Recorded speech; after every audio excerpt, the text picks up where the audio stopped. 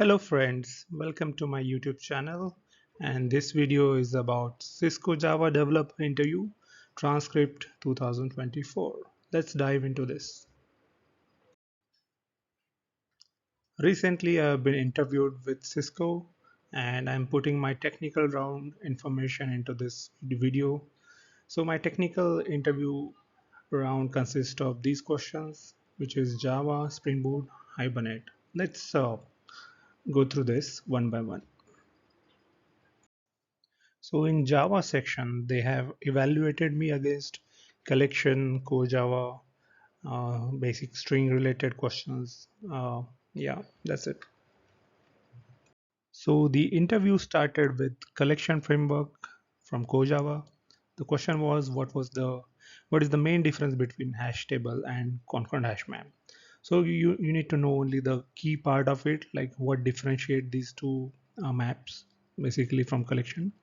Uh, Key difference is hash table uses single lock for entire table and concurrent hash map use fine-grained locking at the bucket level. That's it. So let's dive into next question. If there is a memory leak in your application, how will you find? Basically, we have to monitor the memory usage of our application. We have to check, continuously monitor its increasing memory footprints even when the application is idle. And we can also monitor what are the sudden spikes in our memory consumptions. Second one is we can analyze the heap dumps. There are multiple tools available which can give you the heap dumps, and through that we can analyze why our objects are not getting garbage collector. And one of the tools are Eclipse Memory Analyzer. So if interviewer is taking core Java related questions, then he will definitely ask string related question. So he asked me this question: what is the use of string tokenizer? So basically string tokenizer used for breaking a string into a smaller piece, and that is called as a token. And purpose is whenever we have a large text file which is not differentiated with any comma separate or any space, we can use the string tokenizer there. It splits the string into individual token based on a delimiters like character that separate the tokens. And this is the example of string tokenizer. And you can clearly see we have created a tokenizer here.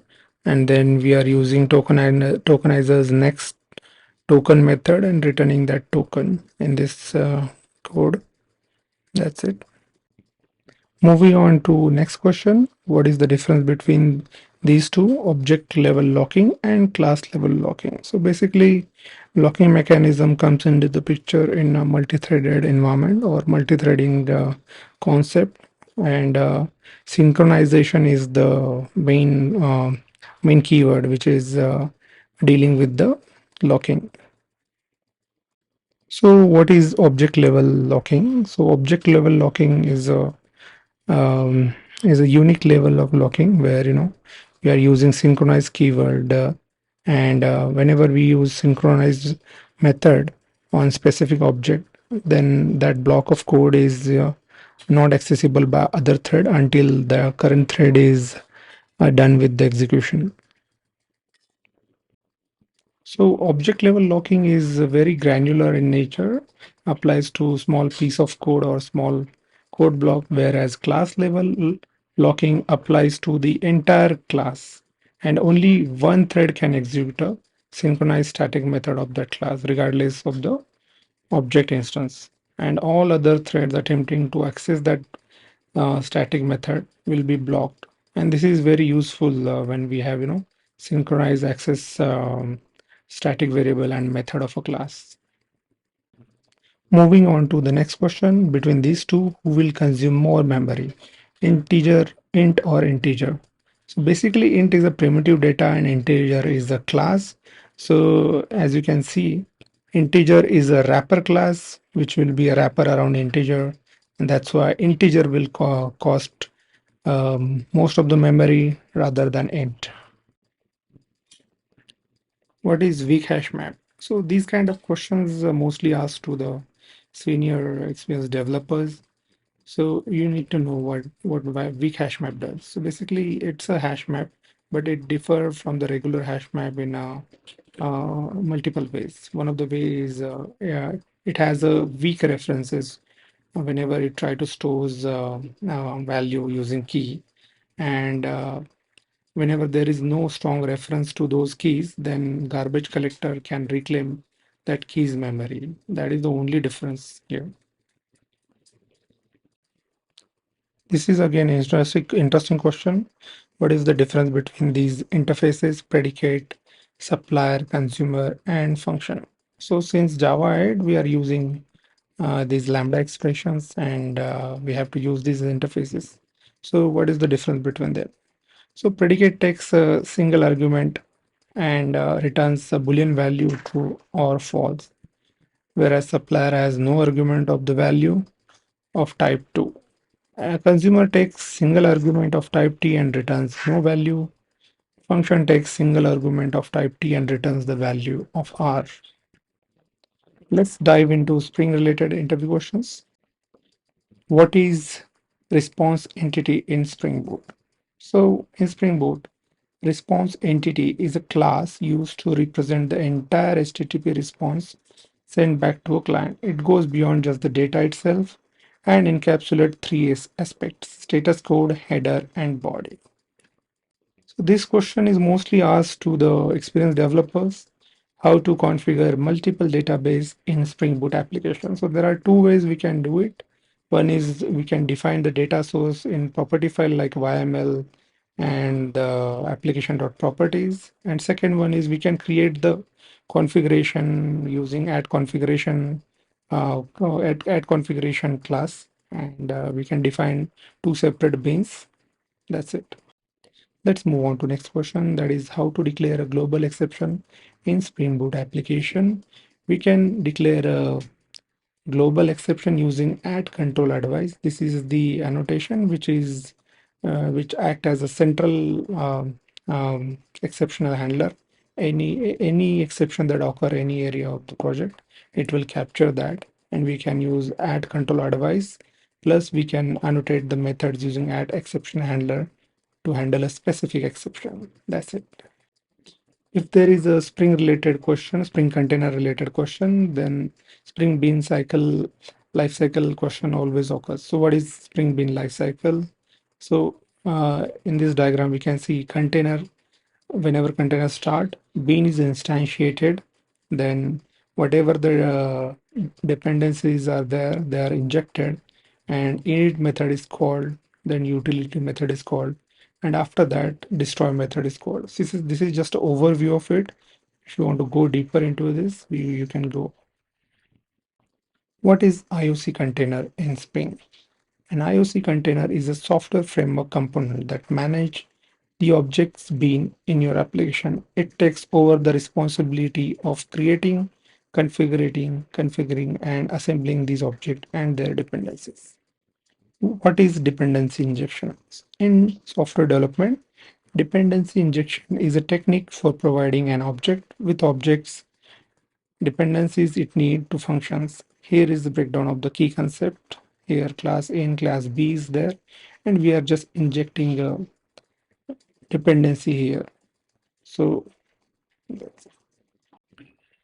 what is application context and its use? Application context is a central interface that play critical role in managing the object used throughout your application.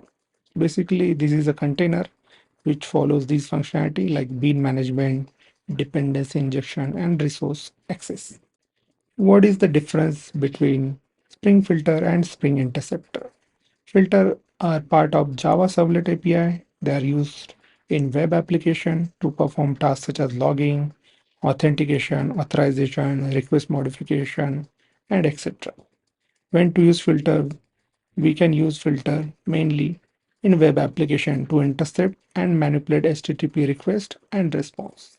Whereas interceptor on the other hand are part of Spring MVC and are specifically designed to intercept and modify requests processing within Spring MVC framework. When we can use interceptors, interceptor used in Spring MVC application to intercept requests and response within the Spring MVC lifecycle. So if we talk about the scope, filter are part of servlet API and applicable to all servlet-based application, while interceptors are specific to Spring MVC architecture. Moving on to the next question, why to use add transactional annotation? What is the benefit? So a transactional is a Spring annotation that can be applied to method or class to indicate that annotation code should be executed within transaction. When Spring encounter the transactional annotation, it automatically create transaction around the annotated code and manage the transaction lifecycle. This is the example of transactional annotation. In this service class, we have annotated a create user method with add transactional annotation, which will act as a transaction here going forward. What is Spring Security Context? Spring Security Context is a central component of the Spring Security Framework, which provides comprehensive security service for Java EE-based enterprise software application. Basically, Spring Security Context deals with authentication, authorization, and accessing the context. Let's dive into Hibernate Spring Data JPA related questions. Difference between these two, primary key and unique key. So primary key is used to identify each row in a table, often used as reference in a relationship with other table. Whereas unique key used to enforce uniqueness on the column other than the primary key. It's often used for attribute that must be unique but aren't necessarily the primary identifier for the row. Primary key ensure each row is a table is uniquely identifiable and indexed by default. Unique key enforces uniqueness but allow one null value and is not automatically indexed. What is the use of triggers in database? Trigger in the database are like mini programs that run automatically in response to event like insertion, update, and delete on a table. Difference between SQL and NoSQL database.